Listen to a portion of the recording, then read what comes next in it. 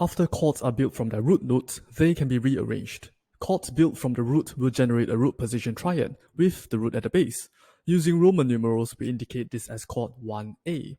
But these notes can be rearranged in a way that the lower sounding note could be the third or the fifth. We call these inversions. Imagine that you transpose the root note of the C major chord an octave higher. What you have now is still a C major chord with C, E, and G, but the lower sounding note is now E instead of C. We say that the chord is in the first inversion, as the third is now at the base, and we label it as chord 1B. Compared to a root position chord, this chord in the first inversion is less stable sounding. What if we keep transposing the bass note from the first inversion an octave higher? We would still get a C major chord, but now in the second inversion, with the fifth note at the base. This is the least stable position for the chord, and we label it as chord 1C. Something to note is that the alphabet A is optional. When we only use a Roman numeral to indicate a chord, that chord is assumed to be in the root position. When a B is beside the Roman numeral, it is in the first inversion, and when a C is beside the Roman numeral, it is in the second inversion. Another important fact is that the lowest note determines the position or inversions of the chords. The arrangement of the other notes, even doubled once, wouldn't really change the stability of the chord, and therefore wouldn't have an effect on the inversion. So this is a chord 1A in the root position, and the next chord is also a chord 1A in the root position, because only the third note has been transposed. This is of course only an example. There could be a lot of different permutations for the way we arrange the chord tones.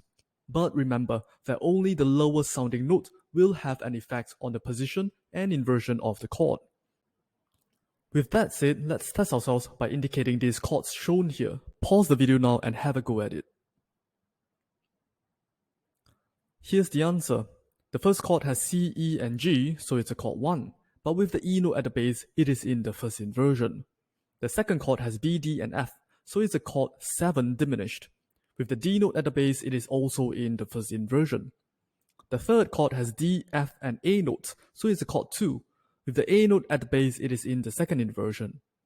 The fourth chord has C, E, and G, which is the same chord as the first one, but now in the second inversion. The next chord is a G major chord in root position. The alphabet A to indicate root position is optional. The last chord is the same as the first, a C major in first inversion. Let's try another one.